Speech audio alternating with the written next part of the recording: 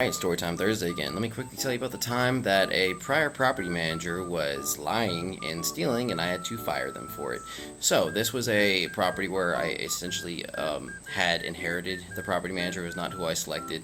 The property already had a property manager with the house, and I bought the house with the intention of raising the rent because it was only rented for $727.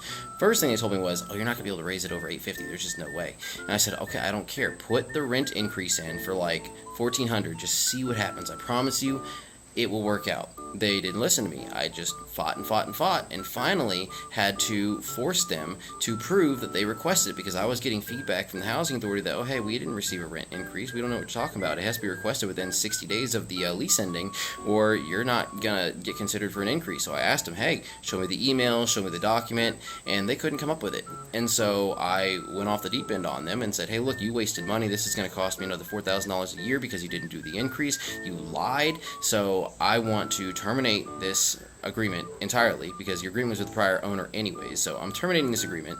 I am taking over the management of the property, and I'll resolve it myself. So luckily, because I went to the property manager and told them that, and I went to the housing authority and showed, hey, I've severed my agreement with this manager, I no longer have the managing the property, I was able to put in the increase, and they accepted it.